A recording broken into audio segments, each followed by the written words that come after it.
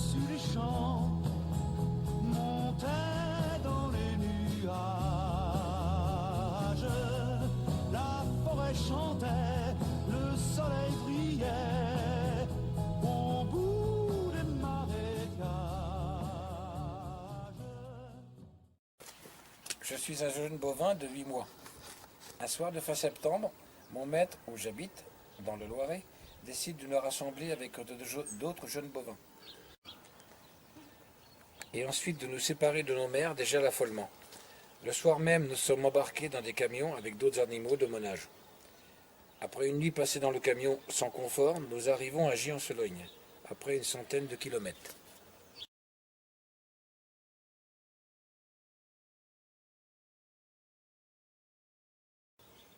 Au déchargement, affolé, je trouve un étroit passage où le chauffeur et mon nouveau maître avaient oublié de fermer. Et là, je décide de partir n'importe où, ou laissant mes nouveaux compagnons sur place.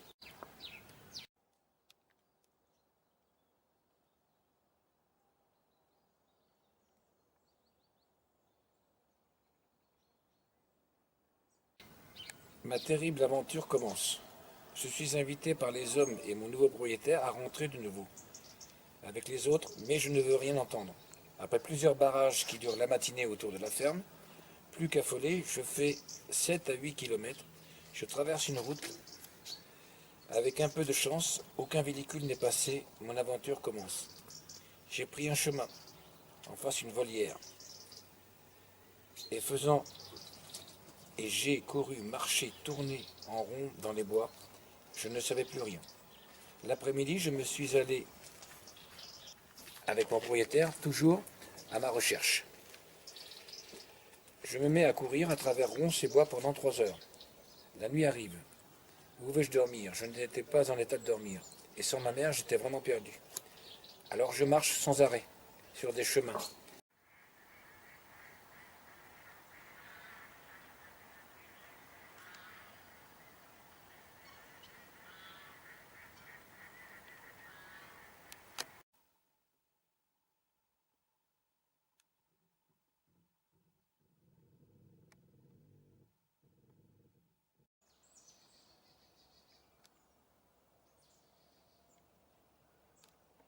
Je saute un fossé, quelques endroits marécageux.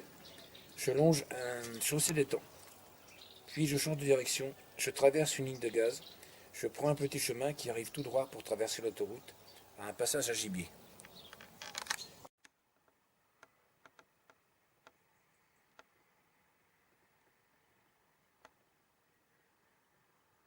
Je ne savais plus où j'allais. Je traverse un chemin, tourne en rond, et après une quinzaine de kilomètres dans la journée, la nuit arrive, la deuxième nuit, dehors. Mais je n'arrête pas. Je prends un chemin et j'essaie de revenir sur mes pas. Là où j'ai eu peur des chevaux, semble-t-il, m'ont fait peur. Je fais demi-tour. J'attendais le bois plus pressant, les voitures sur l'autoroute, où j'étais passé une première fois. Après avoir traversé l'autoroute, là, il est allé à Prunier, et quand il est arrivé près des maisons, il a fait des tours à droite ou à gauche. Il est revenu, il a pris un autre chemin de commune qui revenait par ici, à une vieille ferme, et là par là, il a dû avoir peur des animaux. Il est revenu sur ses pas, et là il a pris à travers bois, carrément, parce qu'il sentait peut-être l'autoroute, je ne sais pas pourquoi, le bruit de l'autoroute. Et il est revenu repasser, après avoir fait une quinzaine de kilomètres de l'autre côté, il est revenu repasser ici à l'autoroute, sans averse.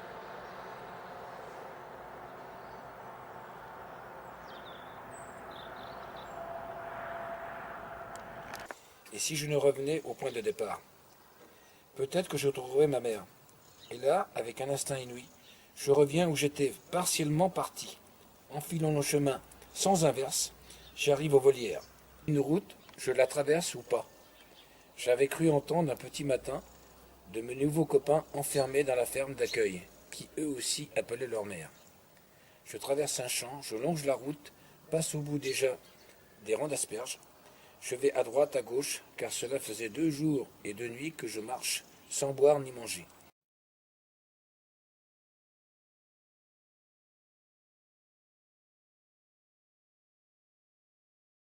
Et puis sortir du bois, Je traverse une clôture et j'arrive dans un champ de maïs. Je connais cette plante, j'avais goûté dans l'été avec ma mère.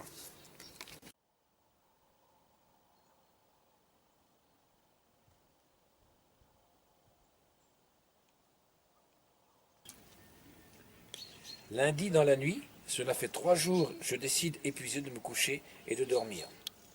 Le mardi matin, après une bonne nuit de sommeil, je décide d'inspecter les lieux. Je trouve de l'eau dans un fossé, j'attends un chien qui aboie, des hommes qui parlent, mais je suis encore trop craintif pour m'approcher de plus près. Je me sens bien. Je dors, je mange, je bois. J'ai trouvé un nouveau refuge.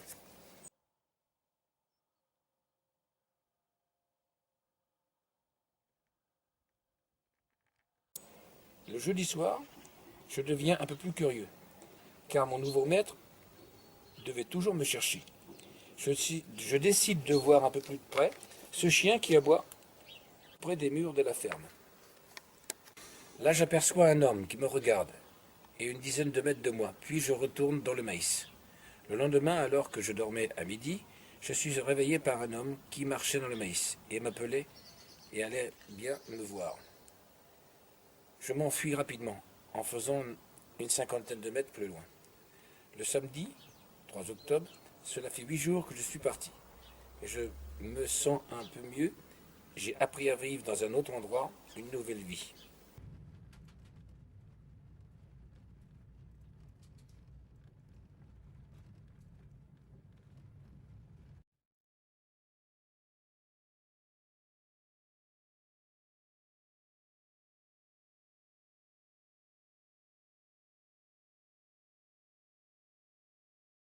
Vers 9 heures du matin, je suis réveillé par un animal, ma mère. Je regarde, je m'approche d'elle. Elle m'accepte. Et je la suis. Quel bonheur de retrouver de ma famille. Et voilà, pendant 3 jours, le nouveau maître vient me voir avec la mère. Il me parle et là, il a l'air heureux. Que tout le monde soit réuni. Il peut mieux m'approcher. Le jeudi matin, je suis réveillé par un homme avec une carabine. Un claquement avec une piqûre qui me suit à mon cou. J'étais un peu énervé. Pendant 1 heure, cet homme me surveillait, moi et ma nouvelle mère. 1 heure et demie après, un nouveau claquement et une piqûre. J'ai mes pattes qui flageolent. J'ai la tête lourde. Je me couche en bordure du bois.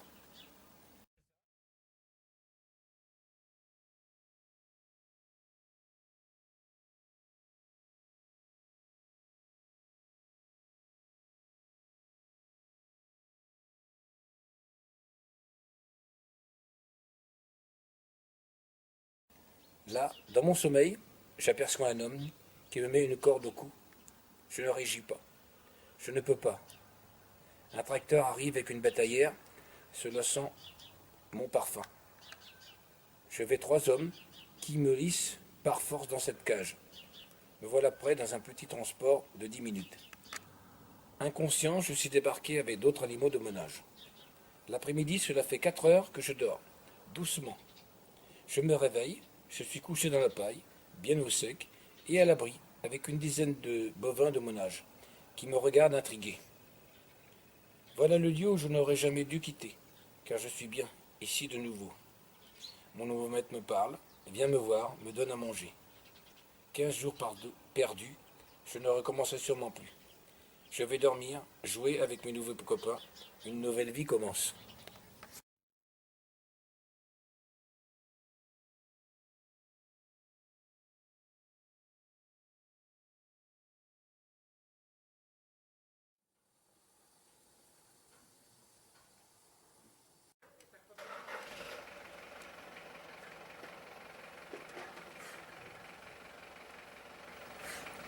Et bien voilà, dans cette histoire, où j'avais vraiment des craintes au départ, tout s'est passé, je ne peux pas vous dire merveilleusement, mais très très bien.